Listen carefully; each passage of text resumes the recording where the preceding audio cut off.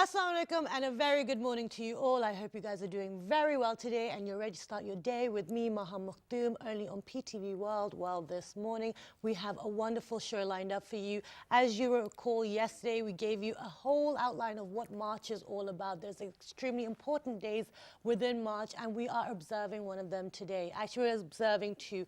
It is World International Women's Day and the theme is Press for Progress, as well as being World Kidney Day. And we will be giving you information about both things, but we will start, of course, with the most important about equality and rights and what are the issues that women are facing today.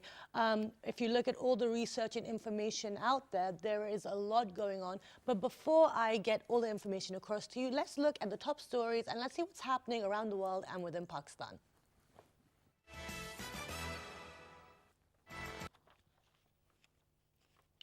It was finally cold enough for much anticipated ice fishing season to launch in central France. Conditions ripened during the first days of March when temperatures plummeted to minus 18 degrees Celsius as the Siberian system dubbed Beast from the East swept across Europe. Looks like a lot of the world is suffering from these plummeting temperatures. And the oldest known message in a bottle was found on a beach in Western Australia, was put on display at the Western Australia Museum. The letter was found 132 years after it was thrown overboard. The message features a format with the handwritten date of June 12, 1886 and the name of German ship Paula.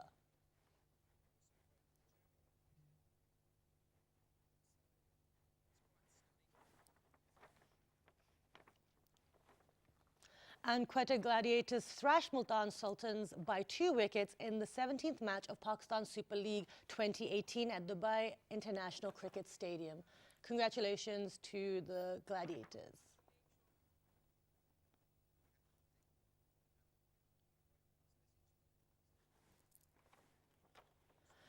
And a Barbie doll in the likeness of British Olympic boxing champion Nicola Adams has been unveiled along with 13 other sheroes to mark International Women's Day. Wonderful.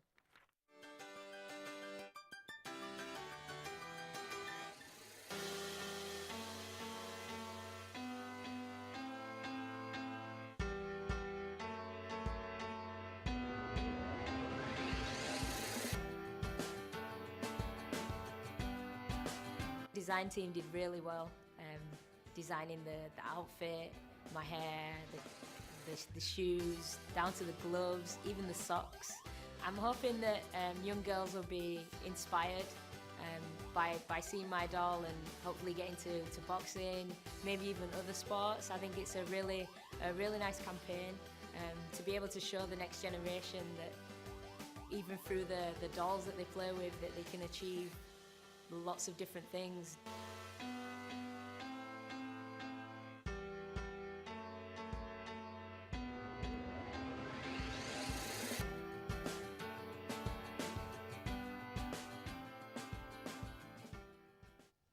So that's wonderful, and it's really in line with our theme and our show today as well. And it's very important to get all those female heroes out there as well, people who are changing things, who are making new opportunities for all the youngsters out there. And you know, it's great that there's a new boxing Barbie doll as well. I was really into Barbies growing up and I'm also into boxing now, so it's perfect.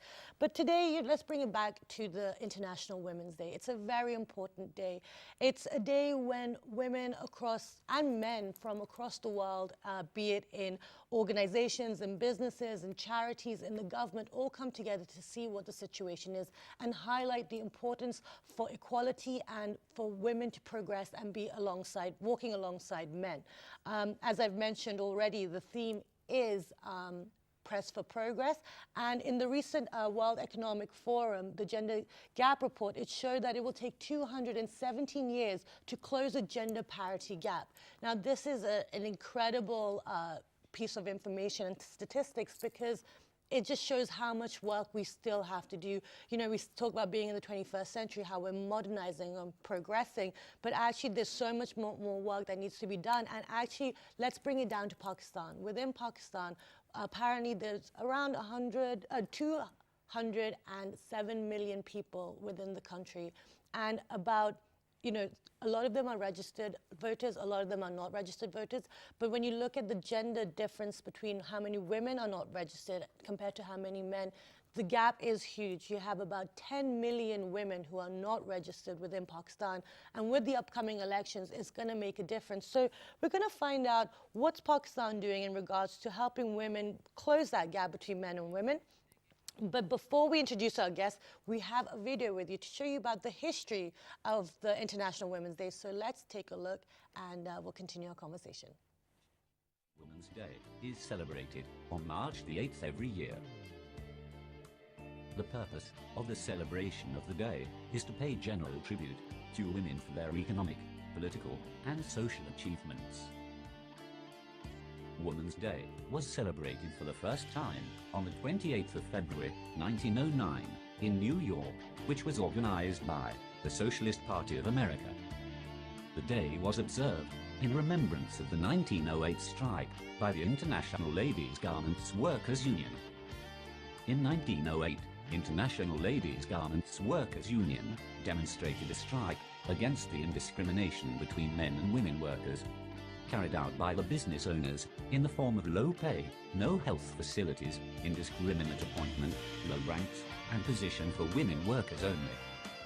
They demanded equality between men and women workers. In 1913, Russian women observed their first International Women's Day on the last Saturday in February. From its official adoption in Russia following the Soviet Revolution in 1917, the holiday was predominantly celebrated in communist and socialist countries. It was celebrated by the communists in China from 1922 and by Spanish communists from 1936. In the West, International Women's Day was first observed as a popular event after 1977, when United Nations passed a resolution. In 1977, United Nations General Assembly adopted a resolution proclaiming a United Nations Day for women's rights to be observed on any day of the member states, in accordance with their historical and national traditions. Welcome back, everyone. And that was a little bit of history about the International Women's Day and why it's so important. And it's imperative to have these days to raise awareness, to show what is going on and what is the reality of the situation.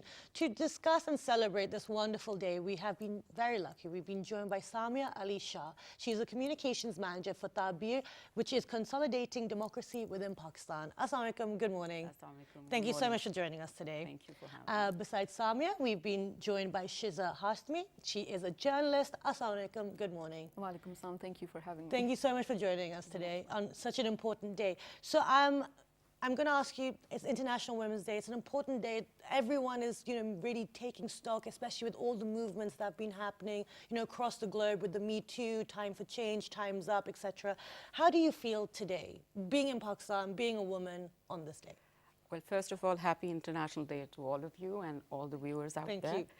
Of course, this day, is quite significant, and it sort of serves as a reminder of the struggle that women all over the world and also in Pakistan have gone to attain equality and for empowerment to be able to realize their potential in different fields of life. Okay. So in that sense, yes, it's very important, and it also is very significant reminder that there is a lot that needs to be done. Absolutely. There's a need to do a lot more, but there have been great gains in Pakistan, and we are still struggling for a lot of things to, be put in place.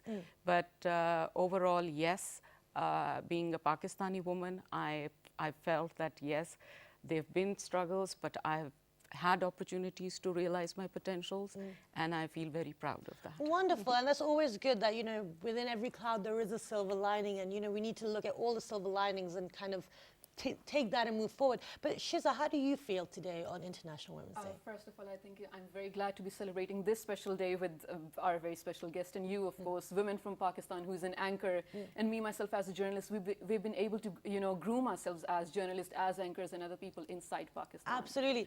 I was going to ask you, because you are a journalist, it's because it's kind of, it is, not kind of, I'm not going to lie for obvious, it is male driven, especially within Pakistan. Right, So right. how have you found that, do you feel that change is happening? Do you think that we're making progress? Yes, I do believe so. So when I was young, I have always seen journalists as men, right? Yep. So belonging to the Islamic Republic of Pakistan and then being able to work as a journalist inside this country, I think it's amazing. And I studied journalism. My specialization was in multimedia journalism. Okay, amazing. And then to be able to pursue that within the country, I do feel very powerful. And I think it is empowering women in so many ways that we're seeing a brighter future ahead of us. Excellent, and that's wonderful. And you know, it's great to have such positive energy in the morning. So that, thank you for starting it on such a positive note. But before I continue the conversation with both you lovely ladies, I'm going to share with you guys, we have a video about the theme for this year, which is Press for Progress.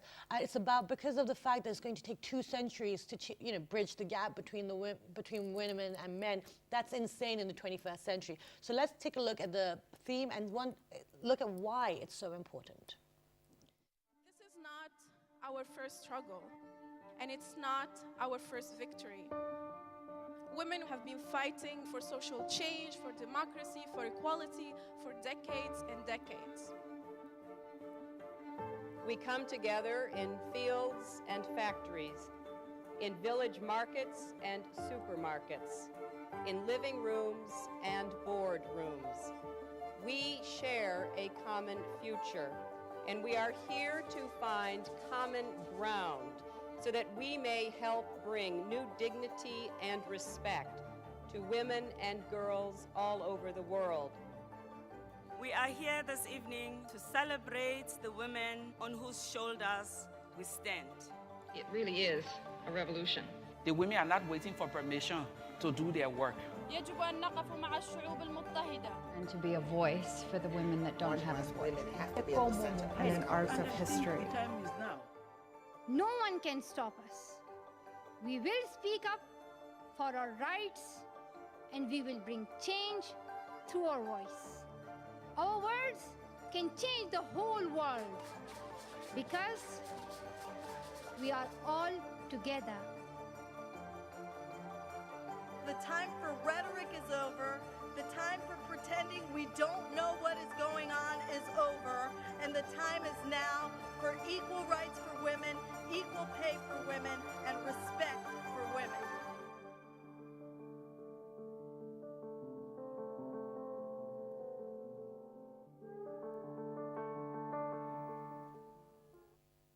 Wonderful, and it's great to see so many people doing some wonderful work out there, especially women. And one thing that we've always said, and even International Women's Day has always said, especially last year, it's about walking side by side men and making sure that change is made together, because one side cannot do this alone.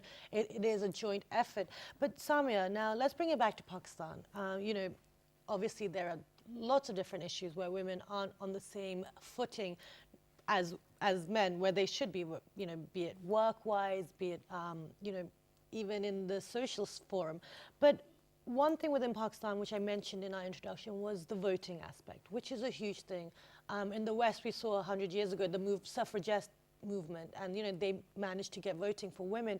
What's happening within Pakistan? We have the right, but yet women are still not able to do it? Yes, I think in that respect, Pakistani women have had the right to vote for since the creation of Pakistan. So it's been over 20 years. So in 70 theory, years, that's good. Yes, so that's wonderful. It's actually the exercise of that right that has been problematic. Right. And in that, we've talked about women's struggle. There are different facets of it, of course. But I think it's one significant aspect of it is the political involvement of women, right, and political empowerment of women, which can play a significant role in addressing all the other issues that affect women's life, like pay equality and health and all those issues. So I am in political empowerment. I think there are 2 key aspects. One is, like you just said, women being voters. I'd come back to that later. The other aspect is like women participating as candidates in elections to run for seats in the parliaments. In that sense, Pakistan has had, has taken certain affirmative actions. There were seats reserved for women in provincial and in national assemblies. And also, under the Election Act of 2017, political parties have been mandated to at least nominate 5% of women candidates on general seats. Right. So that's very positive. But I think more significant than that, as far as political participation of women is concerned, is the right to vote. Because women as political candidates, let's be candid, would come from certain background. Exactly. Yeah, exactly. So being a voter, whether you're a man, woman, rich, poor, that is one social equalizer that gives you a voice in policy making and decision making of the process. Okay. So that I think voting, and especially voting for women, is very significant. And like you mentioned, Election Commission in Pakistan estimated about up to probably over 10 million women, eligible women, are not on the voters list. So that can significantly impact the upcoming elections. Yeah, and that's a huge number, and that's quite sad, like, especially when you have the framework there for the women to exercise this right, yet it's not being implemented. I just want to ask Shiza, as a journalist, we are very much influenced by the media. I was looking at this video, and the internet has brought everyone closer. It's given everyone a voice. How important do you think it is for the media world to kind of get behind female candidates, or kind of encourage? Do you think the journalist or the media world has a role to play in this? I mean, we are the microcosm of the society, the media, right? Yeah. So you sort of show what the society is. So in terms of women having the right to vote, I think women in their most roles in the society are the true essence of the society, right? So having the right since 70 years, I think it demolishes inequality on so many levels. So I think we as general people, not as journalists, but we are promoting, women empowerment in those terms. Okay. But, in answer to your question, as media persons, what we can do and what Pakistani media is actually doing, I think we have the liberty to be able to sound the voice of the unheard women, that maybe, for more political empowerment and political inclusion. So if it gets to the head authorities or to the higher authorities, I think it does make a difference. Okay. And we can be expecting a better future for women in the political environment, right? Excellent. So, there is a role of everyone. So now, this gap as well. So, we looked upon it, the media is trying to highlight these women, is trying to show them, we have a new senator as well, who's raised herself and gotten in there. But what are the reasons why there are probably more than 10 million, or maybe around 10 million, I don't want to send wrong information out there, that are eligible, but they're not registered? Why are they not registered? Especially we have NADRA, we have CNIC, like, surely these things should make things easier. Yes. Yes, it should make it easier, but you see, the reasons are sort of a mix of what you call some socio-cultural factors and some institutional processes. Okay, I want to first put aside the institutional practices. What are the socio-cultural factors which are preventing women from exercising their given rights, which is given in their religion, which is given in the constitution, in the laws? What's preventing them? Well, it's the men who take decisions about women's lives, be it their reproductive rights, be it their political rights. So a lot of women do not go out to vote because they are prevented by their families, or if their family is willing, there are communities who prevent their women to go out and vote. And somehow, a woman's vote is not considered that significant, as if like women's opinion doesn't really matter. So, I mean, this is the kind of mindset that prevents women from sort of going out and voting there. But I would, like to give an example here. While we were documenting, a lot of women at different in rural areas of Pakistan, how their voting pattern is, how do they go, what are the barriers for their voting, and but one individual, I mean, and like you just said, that all of us, international donor organizations, civil society, government, everybody is working together, but really it starts from an individual.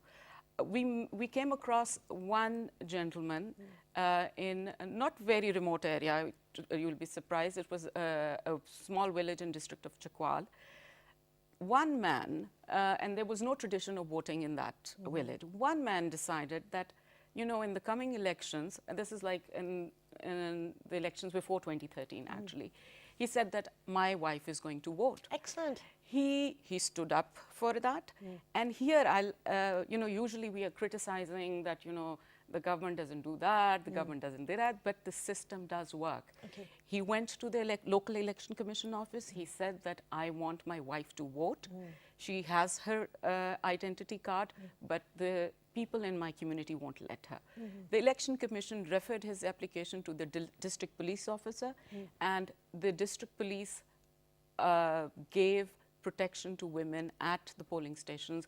And since then, you know, women voted in that whole village yesterday. Wonderful. So, you know, so it's not that, you know, these are the reasons, but these are the people who are going to make changes Exactly. as well. Okay, so now you've mentioned upon how, you know, everyone's working on these aspects. So, you know, the government, the civil society, socially, you know, businesses have their CSR. Like, so if everyone's working on these things, we all have a common goal.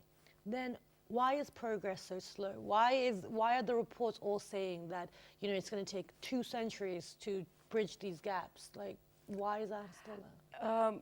Well, of course, I mean, on the one ground thing level. one thing that you mentioned, if you see the rate of growth, we've actually practically, I think, 50%, more than 50% increase in Pakistan's population. Yeah. So the numbers are staggering, Yes. number one, you know. So, but one of the key things that I would like to mention here is that, you know, there are efforts going on. For example, before I come to the efforts, I would like to also mention that having an identity card is mandatory for voting. So women who do not, for various reasons, do not have identity card, but maybe can vote, their family doesn't prevent them, they're not able to vote. Right. So Election Commission of Pakistan and NADRA, together with some civil society organizations, are working in over 79 districts of Pakistan, where those districts which were identified as having lower women registered there. To have those women registered, there are special mobile registration vans out there. There are CSOs who are facilitating those women. So hopefully there would be much more women participating in the coming elections. Wonderful, and that's a really good positive note. Let's go take a break, and when you come back, we'll continue our conversation.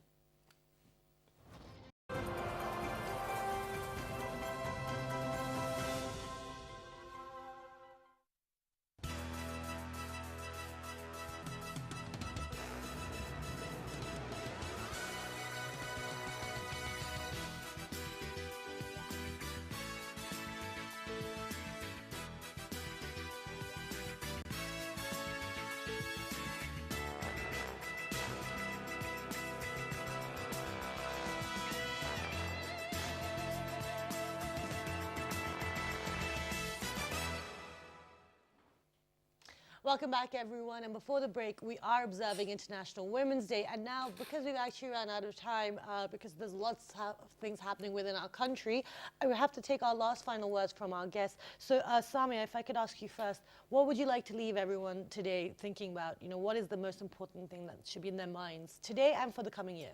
Well, again, I would reinforce what I was just talking about here, that women go out there, get your identity cards, get your votes registered, and go and vote in the coming elections. Very soon, the electoral rolls would be on public display. Go and check if your name is there. If it's not, go to your nearest office, go out and vote and make a change. Exactly. Be heard, guys. And Shiza, any final words for you? Just about the progress or anything you'd like to say about today? I think I just have to say that I do second Ms. Samia on the fact when she said that the family or men hold back women from voting. So just a few months back, I was sort of having a survey on a rural area in Pakistan when I was asking women on why they do not vote in the elections. And most of them were like, we're not allowed to. You know, maybe they live in areas where the constituencies are far away, and then they questioned, why are you going so far, you know, just to vote? And how are you directly going to benefit from that? So, like, hello, can I not sound my voice? Can I not choose my own leader?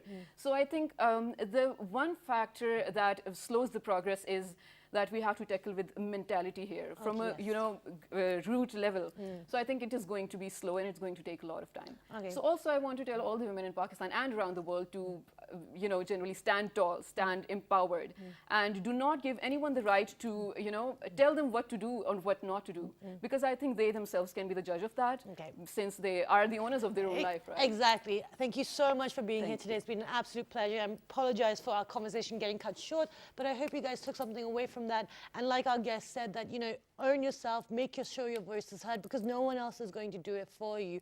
But now we have an inspirational video that we're going to share with you about all the women that have done a lot of wonderful things. So let's go take a look.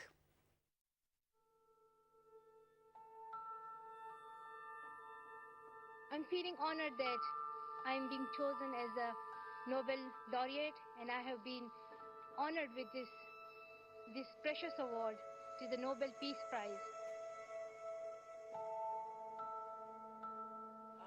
Growing up in Mississippi, my prayer was, for as long as I can remember, God, use me. Use me, use this life. I don't know what the future holds for me, but I know that there is a vision for my life that is greater than my imagination can hold. Use me, use me. What would you have me to do? And that dream, that desire, that prayer brought me somehow to television.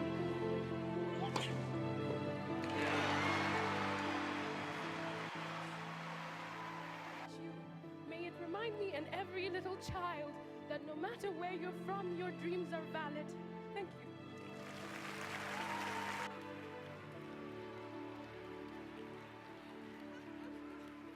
If we stop defining each other by what we are not and start defining ourselves by who we are, we can all be free. I am grateful to have been loved and to be loved now and to be able to love, because that liberates. Love liberates. Rock bottom became the solid foundation on which I rebuilt my life. You might never fail on the scale I did, but some failure in life is inevitable.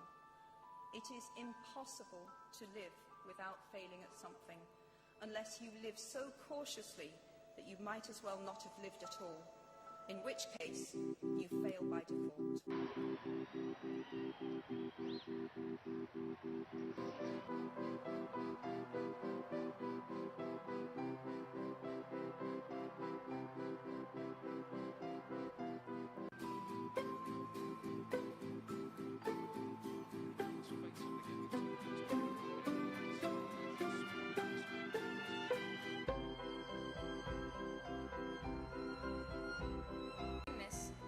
We can end the use of rape and sexual violence as a weapon of war once and for all. We really can do it. If you're willing to work for it, then we must work like never before. One child, one teacher, one book, and one pen can change the world. There is one message that echoes forth from this conference. Let it be that human rights are women's rights, and women's rights are human rights once and for all.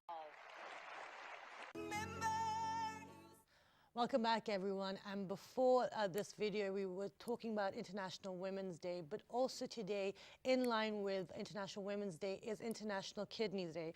And the theme, because it's interlinked and they're all both falling on the same day, is kidneys and women health, include, value, and empower, which we were talking about earlier as well, including women in the social empowerment and the progress of this country. But then if they don't have their health and we're neglecting even their health, what's happening? Around 600,000 women die from chronic kidney disease each year. 195 million suffer from it, and these are all women. There are other illnesses related to it as well, but to discuss all of this and to get some information out there for you guys about prevention, what is happening within Pakistan, we've been very lucky. We've been joined by Dr. Syed Akhtar. He is the president and CEO of Pakistan Kidney and Liver Institute and Research Center. Assalamu alaikum, good morning. Good morning. Thank you so much for being here today. Pleasure. Besides Dr. Syed Akhtar, we've been joined by Dr. Farhat Abbas. He is a nephrologist as well. Assalamu alaikum, good morning. Thank you so much for joining us on a very important day. So Dr. Akhtar, I'm going to get started with you straight away. Let's launch into the conversation. Time is limited. Right. Kidney diseases within Pakistan, what level of awareness are we at, especially regarding women's health? I think the level of awareness is very, very little. Still. And that's very unfortunate. And I think the days like this actually help us promote the cause. However, I think it's ironic that the entire media's attention is more on the gossips and stuff, but our health side is very, very poorly covered on the media. Right. So the problem is, as you just said yourself, is enormous. And I think if we just all add our resources together, we can really change Pakistan. And that's also the mission of Pakistan Kidney and Liver Institute that we are starting in Lahore. There are a lot of problems which are preventable. Okay. Because prevention is better than cure. Specifically, kidneys are two precious filter plants in the body. I think we take it for granted because we got two, and we're like, if one doesn't work. Right. And not only that, it's said that, for example, if you have a wound on your finger, it's visible. Yes.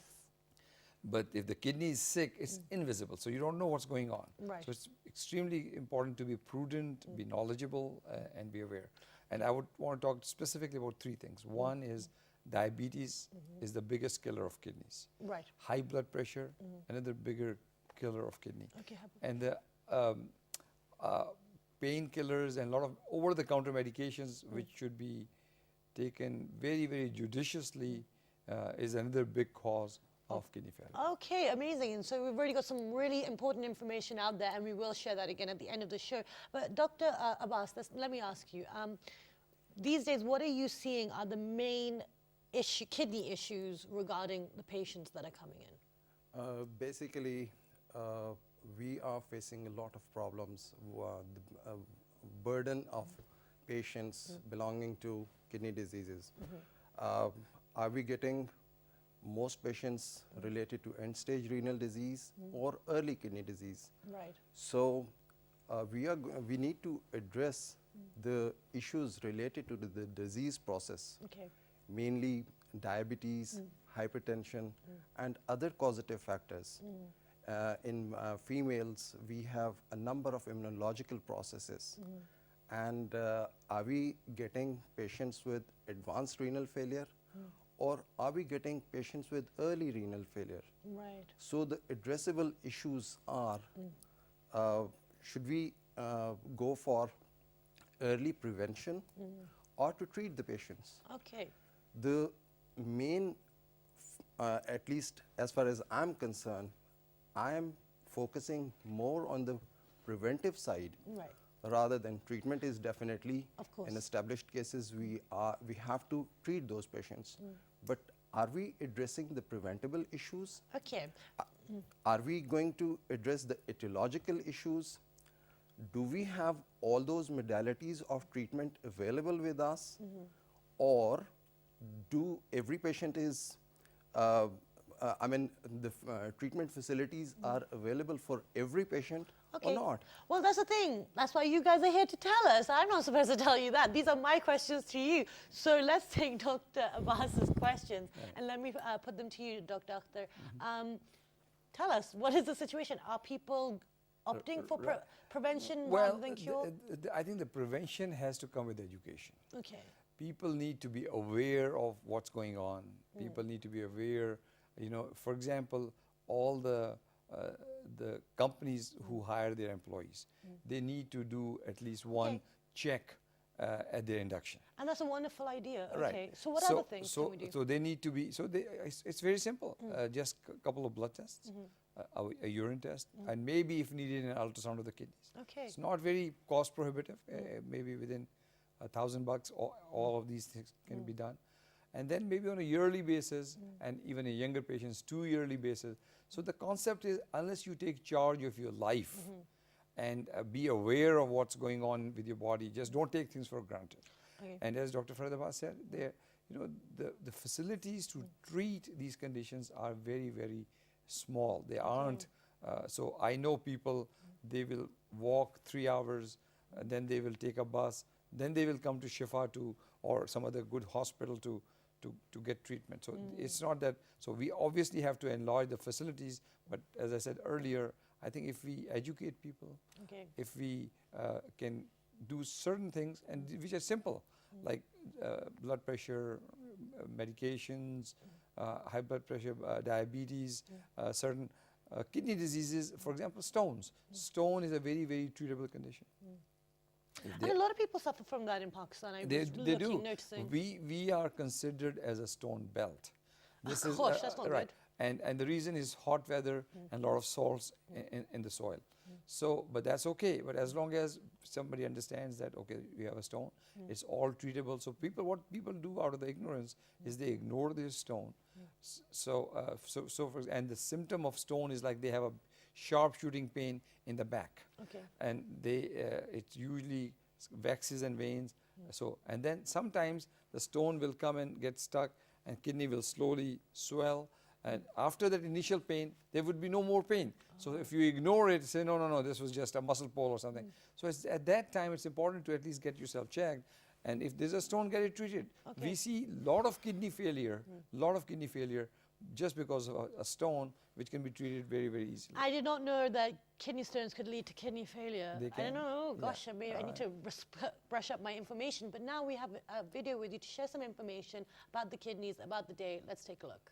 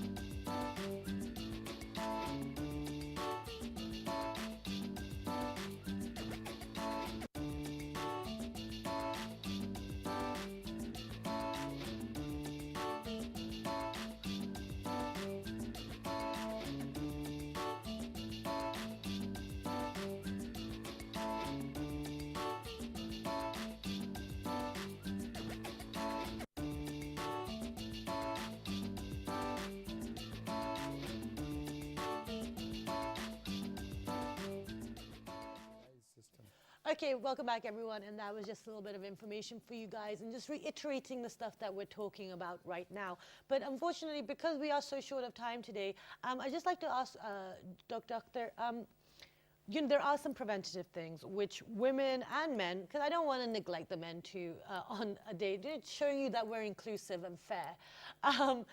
What are the common illnesses that they suffer, which are preventative? Because I want to just give as much information. Right. So basically, I think in this short span of time, I would highlight that if people have symptoms, like if they have blood in the urine, if they have infection in the urine, and it's a recurrent infection, if they have known stone disease, there are certain birth abnormalities which are detected right at the time of birth.